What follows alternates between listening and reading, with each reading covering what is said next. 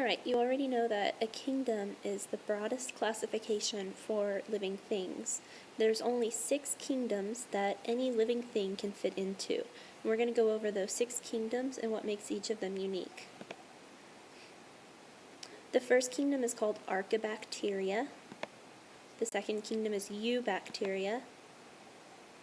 And these 2 kingdoms used to be a part of the same kingdom. There used to only be 5 kingdoms not too long ago. But as science has taught us more about the organisms that have been classified into these 2 kingdoms, we've actually been able to separate them into 2 separate kingdoms. When they were together as one kingdom, it was called the kingdom Monera, but now they are actually 2 individual kingdoms, Archaebacteria and Eubacteria. The third kingdom is the kingdom Protista. Then we have the kingdom Fungi, the kingdom Plantae, and the kingdom Animalia. And these are the 6 kingdoms that are accepted today. Alright, so we're going to go through and talk about the characteristics of each of those kingdoms. The first characteristic we're going to look at is whether it is multicellular or unicellular. Multicellular means it's an organism that's made of more than one cell. And unicellular means that it's an organism that's only made of one cell. So we're going to start with the kingdom Archaebacteria. Archaebacteria is a kingdom of all unicellular organisms. Everything that's classified as an Archaebacteria has to be unicellular or made of only one cell. Eubacteria is also a kingdom of unicellular organisms. So if it has more than one cell, it can't be classified as Archaebacteria or Eubacteria. The kingdom Protista is a kingdom that has mostly unicellular organisms, so they're mostly microscopic, one-celled organisms, but some protists in the kingdom Protista are multicellular. The kingdom Fungi is sort of the opposite of the kingdom Protista. Most of the organisms that are classified as fungi are multicellular. However, some of the organisms that are called fungi are unicellular. The only unicellular fungi that I know of is yeast. The kingdom Plantae is made up of only multicellular organisms, so there's no such thing as a one-celled plant. And the kingdom Animalia is also made up of multicellular organisms. They have to have more than one cell. The next characteristic we're going to look at is whether they are eukaryotic or prokaryotic. Eukaryotic organisms have cells that have a nucleus, so they have to have a membrane around their DNA which forms the nucleus. Prokaryotic organisms are a little more simple than eukaryotic organisms.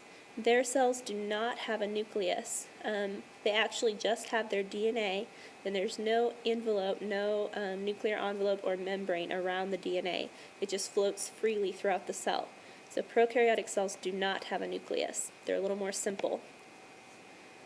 The kingdom Archaebacteria is made up of prokaryotic organisms. And you'll find that prokaryotic always means bacteria. So if you see bacteria in the name, it's going to be prokaryotic. Therefore, the Eubacteria kingdom is also made up of prokaryotic organisms. The other 4 kingdoms, the kingdom Protista and the other 3, are all made up of eukaryotic organisms, meaning that their cells have a nucleus. They're a little bit more complex. Fungi is a kingdom of eukaryotic organisms. Plantae is also a kingdom of eukaryotic organisms. And finally, Animalia is also a kingdom of eukaryotic organisms. The next characteristic we're going to look at is whether the kingdom has autotrophic organisms or heterotrophic organisms. Autotrophic organisms are organisms that are able to make their own food. Usually they make their own food through photosynthesis, and the food that's produced through photosynthesis is glucose. Heterotrophic organisms are organisms that have to consume food to get energy. So humans would be an example of a heterotrophic organism. We have to eat 3 times a day to get the energy that we need. Archaebacteria are either autotrophic or heterotrophic, so they have an option of either making their own food or consuming food for energy. And some of each of those organisms are classified as archaebacteria. Eubacteria are also, they can be both autotrophic or heterotrophic. Both of those kinds of organisms can be called eubacteria. Protista is a kingdom that has, again, both autotrophic and heterotrophic organisms. So they can be either for Protista. Fungi are only going to be heterotrophic.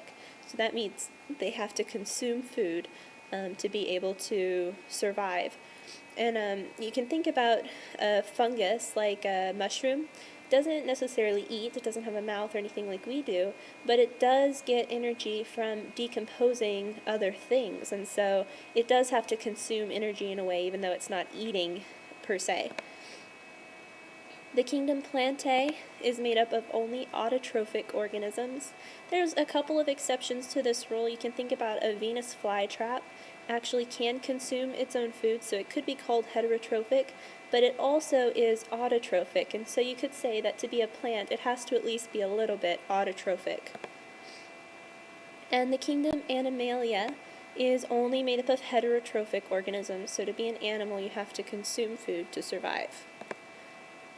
And the last characteristic we're going to look at is a cell wall, whether the organism has cell walls or whether it does not. And remember, the cell wall is the rigid outer layer of the cell, so it's outside of the cell membrane.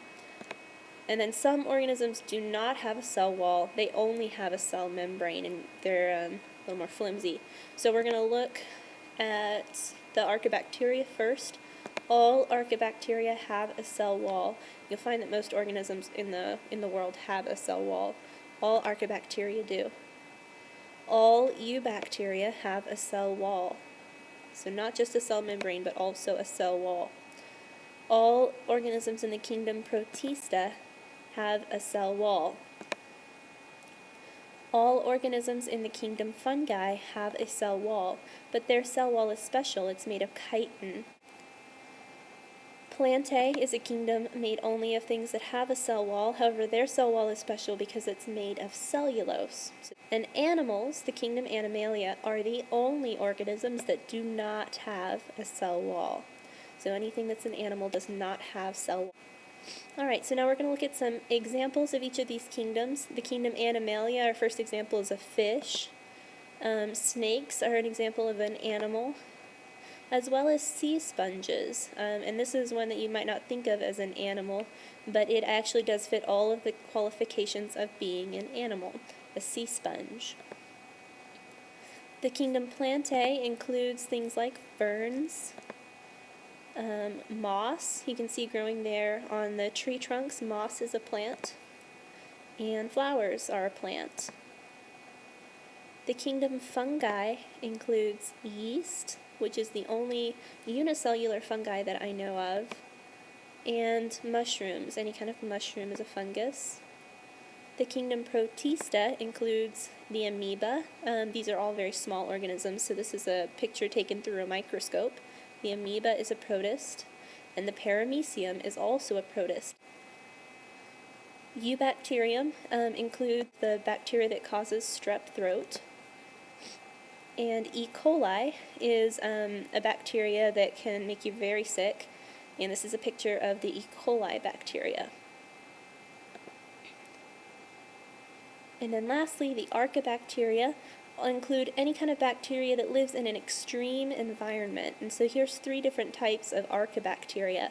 The first classification of Archaebacteria are thermophiles, and that means that it's a bacteria that loves heat. And so this is a picture of an underwater hydrothermal vent, and this is a very, very hot spot in the ocean.